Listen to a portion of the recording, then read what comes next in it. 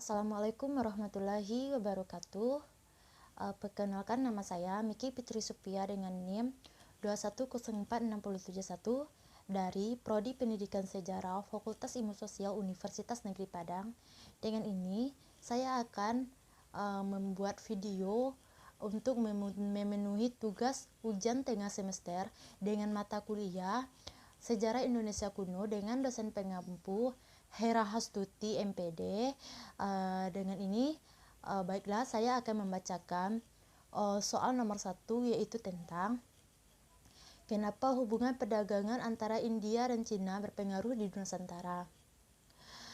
Data arkeologi yang berbentuk artefak maupun teks mengindikasikan adanya hubungan antara masyarakat Nusantara dan orang asing, antara lain India, Vietnam, dan Cina. Hubungan tersebut terjalin berlangsung sejak zaman prasejarah. Adanya hubungan atau jaringan perdagangan yang melewati kawasan Nusantara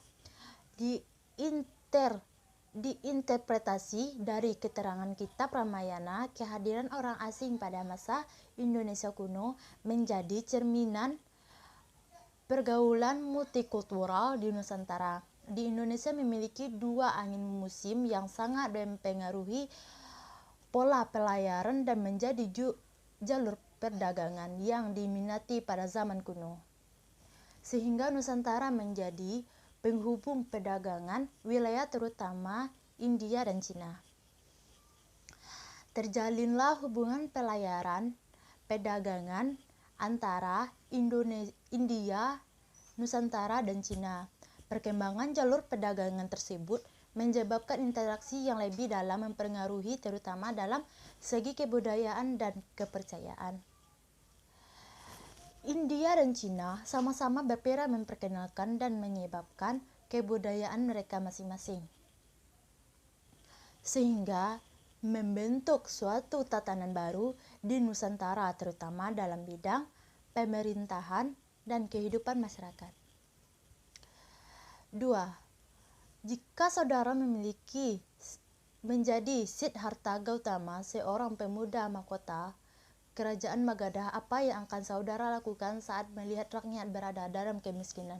Jika saudara setuju dengan sikap Siddhartha Gautama, apa alasan? Jika saudara punya pendapat lain, jelaskan apa alasannya. Jika saya menjadi Siddhartha Gautama, seorang pemuda mahkota yang nantinya akan bertanggung jawab sehingga seorang pemimpin untuk rakyat, saya tidak mengambil jalan yang sama dengan beliau. Dari kecil beliau hidup dengan limpahan harta dan kemewahan. Jika saya akan berada di posisi beliau, limpahan harta tersebut dapat merubah sedikit lebih layak kehidupan rakyat di Magadha. Limpahan harta yang dimiliki oleh Siddhartha Gautama dapat dibagikan atau disedekahkan kepada rakyat yang pada saat itu yang hidup dengan ketidaksejahteraan. Namun di sini Siddhartha Gautama malah betapa seharusnya sebagai seorang pemimpin beliau memiliki tanggung jawab terhadap rakyatnya. Saya tidak setuju dengan jalan yang diambil oleh beliau. Namun kita juga tidak dapat menyalahkan secara keseluruhan keputusan yang beliau ambil. Siddhartha Gautama, seorang yang dari kecil hidup dengan kemewahan, limpahan harta, serta kekayaan duniawi, ketika melihat keadaan di luar istana yang berbanding terbalik dengan kehidupan di dalam kerajaan selama ini, tentunya akan muncul di benak pikiran beliau seperti mengapa harus ada usia tua, mengapa harus ada rasa sakit, kematian, penderitaan, dan apa arti hidup. Apa yang dilakukan oleh Siddhartha Gautama dengan meninggalkan segala kehidupan yang mewah baginya dan menjadi seorang petapa, itu dapat mengubah cara pandangnya tentang kehidupan yang pada saat itu beliau mencari apa itu hidup. Namun kesalahannya di sini hal tersebut tidak dapat memperbaiki kehidupan rakyatnya.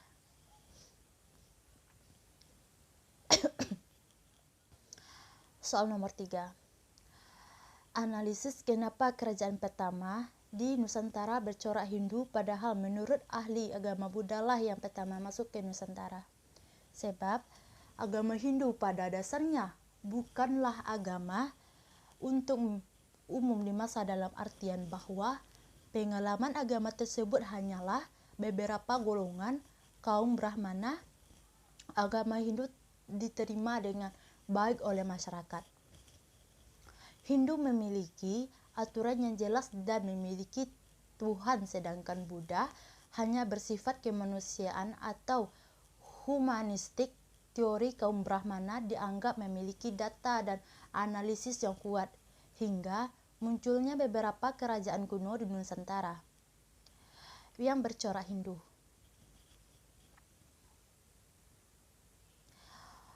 4. Ada banyaknya faktor yang menjadi kerajaan Sriwijaya menjadi kerajaan besar dan sangat berpengaruh pada zamannya.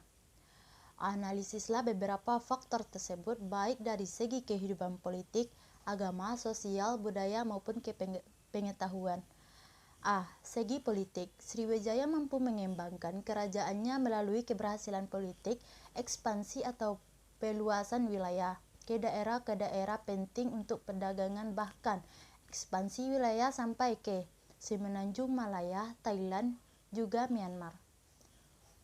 Hubungan dagang juga terjalin dengan bangsa India dan Tiongkok, bahkan dengan tanah Arab yang berada di kawasan Khalifah Umar. Hubungan Sriwijaya dengan Cina juga semakin erat pada abad ke-10. Pertukaran dinasti pada saat itu membuat identitas perdagangan Sriwijaya ke Tiongkok semakin berkembang pesat. Kerajaan Sriwijaya juga menaklukkan pelabuhan negeri jiran dan merupakan persaingan perdagangan dari Sriwijaya, sehingga dengan begitu Sriwijaya semakin mendominasi sektor perdagangan, meluaskan daerah kekuasaan.